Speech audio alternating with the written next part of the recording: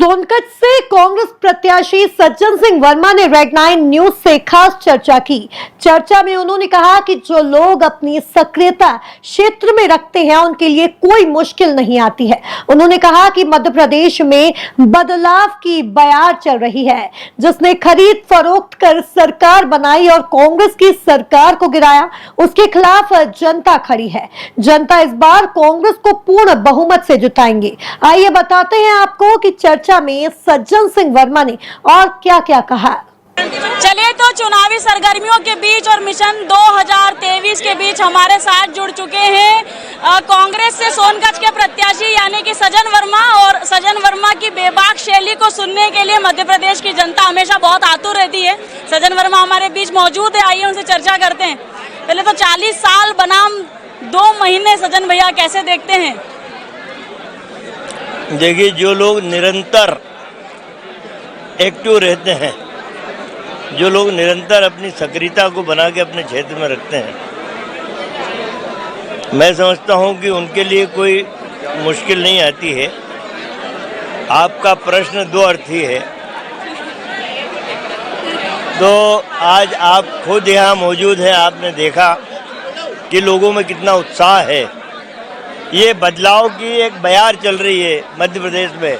जिस पार्टी ने लोकतंत्र की हत्या करी, विधायकों को खरीद फरोख्त के चुनी हुई कांग्रेस की सरकार को गिराया, ये आक्रोश उसके खिलाफ है। तो जनता हमारे साथ है, कांग्रेस के साथ।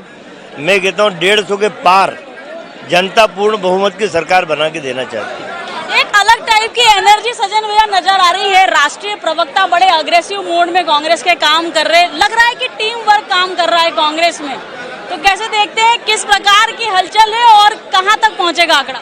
देखिए, हमारे कांग्रेस के प्रवक्ता हर संभाग में, हर जिले में पहुंच चुके हैं। इनके अतिरिक्त हमारी जो वरिष्ठ लीडरशिप है, वरिष्ठ नेता हैं, चाहे कमलनाथ हो, चाहे दिग्विजय सिंह हो, सुरेश पचौरी, अरुण यादव, हमारे भूरिया जी, सज्जन वर्मा, जीतू, हम सारे लोग अलग अलग। मैं कल रतलाम जिले का दौरा करके आया हूँ, जावरा और आलोट सीट के कार्यकर्ताओं को संबोधित करके आया हूँ। फिर अब मेरे क्षेत्र में आ गया। सारी वरिष्ठ लीडरशिप क्षेत्र बांट के घूम रही है, तो बड़ा अच्छा कोऑर्डिनेशन इस समय कांग्रेस में देखने को मिल रहा है। तो इस बार थोड़ी सी लहर भी महसूस हो रही। सज्जन भैया कैसे देखते हैं, सबकी महत्वाकांक्षा होती है कि सबको टिकट मिल जाए। महू की बात की जाए तो दरबार नाराज है, वहाँ कुलदीप बुंदेला नाराज है, हर जगह कहीं ना कहीं टूट फूट की स्थिति है। तो मना लेंगे या ये लोग वाकई में बागी बन के चुनाव लड़ेंगे? देखिए, मैं तो उन साथियों के लिए अनुरोध करना चाहता हूँ, कांग्रेस ने आपको नवाजा है। दरबार की बात करें, दरबार ने खूब कांग्रेस के लिए मेहनत की, कई बार टिकट दिया। अन्य जो लोग हैं उन्हें भी कांग्रेस ने कुछ ना कुछ दिया है, लेकिन टिकट तो एक व्यक्ति को मिलती है। 230 विधानसभा है। यदि कांग्रेस का कार्यकर्ता और नेता ये ठान ले कि मुझे सोनिया गांधी बनना है, जिसने प्रधानमंत्री के पद को ठुकरा के मनमोहन सिंह जैसे अर्थशास्त्री को प्रधानमंत्री बनाया था, वरना सोनिया जी चाहती तो वो प्रधानमंत्री बन जाती। इस भावना के साथ हर साथी को काम करना पड़ेगा, तब हम विजयश्री आसानी से पालेंगे। जिस चीज के लिए बीजेपी हमेशा चुटकी लिया करती थी कि भीतर खाद हो रहा है, सबको चुनाव लड़ना है, कांग्रेस में सब नेता हैं, अब भाजपा का भी कहीं ना कहीं वही चाल चलन, वही चरित्र नजर आता है। इस पे कुछ कहना चाहेंगे? देखिए, कई जगह तो ये हुआ है कि भारतीय जनता पार्टी ने डर के मारे कई जगह केंद्रीय मंत्री उतार दिए, कई विधानसभा में सांसदों को उतार दिया। इतना डर है भारतीय जनता पार्टी को। जो आंतरिक सर्वे आया आरएसएस और बीजेपी का, उसमें कांग्रेस की सरकार स्पष्ट रूप से बनती हुई दिख रही थी। तो केंद्रीय मंत्री, सांसद ये उतार दिए, राष्ट्रीय महासचिव कैलाश को उतार दिया, पर नीचे से जमीन इनकी खोखली है, खोखली जमीन है। मतलब जो सांसद को उतारा वो अपने क्षेत्र में जहाँ से टिकट मिली 5 साल में एक आध बार गया होगा। तो लोग तैयार बैठे हैं कि आओ, अब हम बताएंगे कि सांसद रहोगे, स्वागत करने के लिए। सज्जन भैया, वचन पत्र को लेकर के क्या बोलेंगे? पिछली बार भी वचन पत्र बहुत मजबूत था, किसानों का कर्जा माफ होने वाला था, बिजली माफ होने वाली थी, पर सरकार को 1.5 साल में चूंकि गिरा दिया गया। क्रियान्वयन कैसे करेंगे? हम वादे बहुत मजबूत कर रहे हैं जनता से। बहनों को 1500 रुपए देने की बात की है कांग्रेस ने, 25 लाख रुपए का मेडिक्लेम देने की बात की है कांग्रेस ने, 100 यूनिट तक बिजली माफ, 200 यूनिट बिजली हाफ करने की बात की। वादे तो बहुत मजबूत हैं और अच्छे स्वर्णिम वादे हैं, पर ये वादे, इन वादों का एग्जीक्यूशन कैसे होगा? एक बात समझ लीजिए, 1.25 साल की हमारी सरकार थी, 27 लाख किसानों का कर्जा हमने माफ किया है, 11,500 करोड़। ये विधानसभा के अंदर शिवराज चौहान ने खुद जवाब दिया कि हाँ, कांग्रेस की 1.25 साल की सरकार में 27 लाख किसानों को 11,500 करोड़ कर्जा माफ हुआ। हमने वृद्धावस्था पेंशन, निराश्रित पेंशन 1,000 करने का वादा किया था 2 चरण में। हमने 300 की जगह 600 कर दी, अगले चरण में 1,000 करने वाले थे। निराश्रित रूप से जो गौ माता हैं, भारतीय जनता पार्टी उनके नाम पे राजनीति करती है, लेकिन आज देख लो, हमने 1,000 गौशालाएं बनाई, 3,000 गौशालाओं की आधारशिला रखी। आज वो गौ माता बीजेपी के राज में फिर मारी फिर रही हैं। हमने तमाम सारे वो काम किए।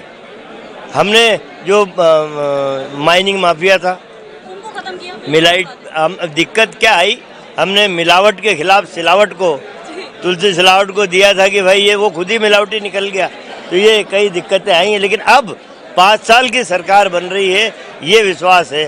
तो 5 साल की सरकार बहुत दमदारी से अपने वचन को पूरा, तो ये कई दिक्कतें आई हैं, लेकिन अब 5 साल की सरकार बन रही है, ये विश्वास है।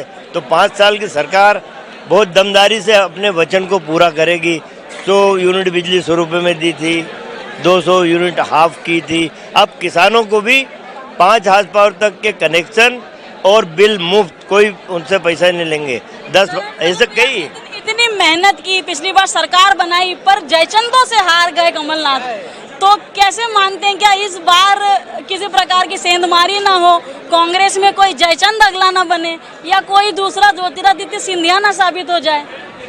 देखिए, जो विधायक बिके थे वो विधायक नहीं थे, वो राजा महाराजा के बंधुआ मजदूर थे, प्राइवेट लिमिटेड था। बंधुआ मजदूर थे। वो बंधुआ मजदूर बिक गए। अब कांग्रेस में शुद्ध कांग्रेस का खून जिनकी रगों में दौड़ता है, वही लोग बचे हैं। यहाँ कोई बंधुआ मजदूर नहीं है। हर व्यक्ति स्वतंत्र विचारों का, कांग्रेस के सिद्धांतों को प्रतिपादित करने वाला। अब इस तरह का कोई खतरा नहीं है। सज्जन भैया, ग्रामीण में तो कांग्रेस की स्थिति खासा मजबूत है, पर शहरी क्षेत्रों को देखा जाए तो कहीं ना कहीं अभी भी कांग्रेस वीक महसूस होती है।